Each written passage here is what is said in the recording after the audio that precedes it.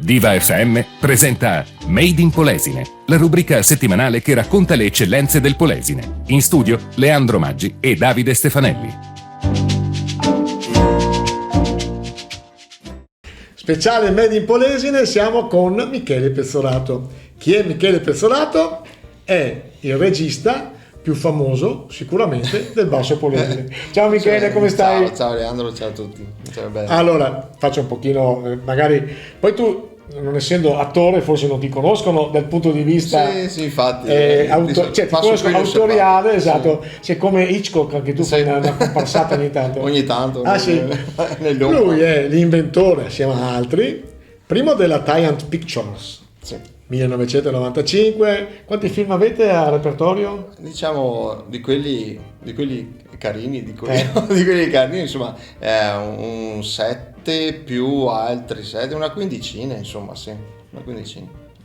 No, scherzi, I primi, sai, i primi erano in italiano, poi facevamo esperimenti, dovevamo convincere i genitori a guardarli. Sai? Io ho visto il primo tour che si chiamava Polesine Bastardo. No, il Rovigo Sway, poi abbiamo fatto Polesine Bastardo. Il secondo è. Sì, e poi hanno fatto un Polesine Bastardo tosto, che è stata veramente una cosa seguitissima. Allora ripetiamo. Giant Pictures si sono inventati un sacco di film, loro autori eccetera eccetera, ma poi tra l'altro sono gli inventori del supereroe del Basso Polesano che è Nutriamen. Nutriamen, anche qua facendo un po' di storia, prendendo forse spunto da Spider-Man, sì, mentre Spider-Man era appunto da un ragno radioattivo. Lui giustamente siamo sulle rive del Po, deve essere morso da una nutria e quindi è diventato Nutriamen con i superpoteri. Sì. Ne parliamo perché tra l'altro hanno avuto l'onere e l'onore di partecipare anche nel padiglione della Regione Veneto con il loro film, e questo vi fa per noi è stata una sorpresa, un onore, come dici tu, tra l'altro. Infatti, come ci hanno proposto, ci siamo sentiti anche onorati, forse un po' impauriti, perché non so, io ho molto rispetto per il cinema, no? Quindi ho detto, non so se i nostri prodotti sono all'altezza di un evento del genere, no? Però è stata tanta soddisfazione. Per questo devo ringraziare Cristiano Corazzari, che è assessore alla cultura della Regione Veneto, che ci ha voluto invitare anche tramite Anita Galimberti, la regista dell'associazione Batticuore di Adria. Sì. Allora, parlavamo appunto di fare un prodotto in Polesine anche con restrizioni economiche, perché so che è autoprodotto, non avete grossi sponsor, non avete grandi partecipazioni statali come negli altri film, però la qualità degli ultimi film è eccezionale. Tu poi è un vantaggio, tu sei maniaco, tu proprio sei uno di quelli che una scena ripete 20 volte, quindi lui è molto bravo, è molto bravo. Insomma, bisogna essere meticolosi, però. Lui è bravo, e ha fatto veramente un prodotto a livello qualità di fotografia buono, complimenti. Grazie. Bravo.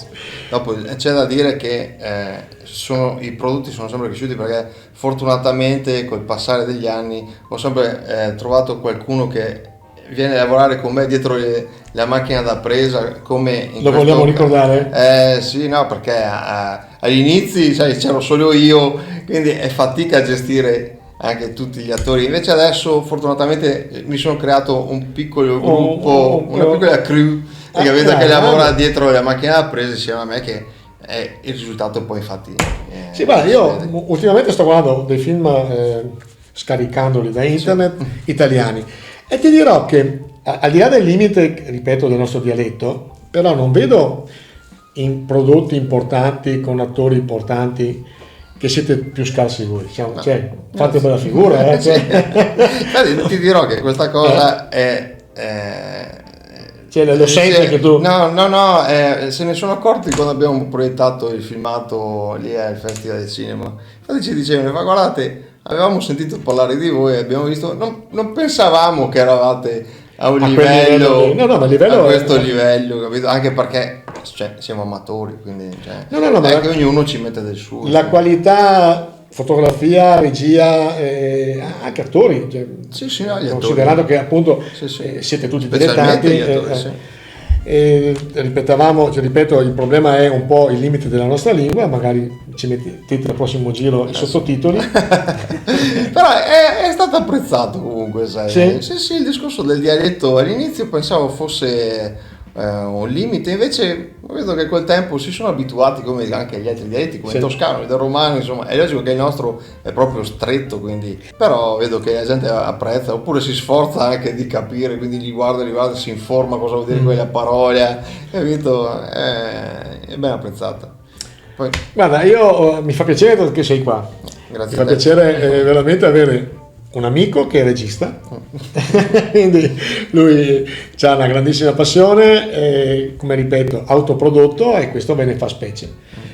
Vuoi ricordare magari qualcuno del tuo staff? Beh, tutti in generale. Io, se dovrei fare ringraziamenti, dovrei ringraziare tutti quelli che hanno anche la pazienza, perché come dicevi tu prima io sono anche un po' noioso. Ecco, sono noioso, a volte mi rendo conto, però d'altronde se vuoi raggiungere un certo tipo di livello lo devi essere, no? Naturalmente tutti i miei collaboratori in questo film troveranno tutti quelli che ci sono sempre stati. Di buono è che abbiamo fatto degli upgrade, no?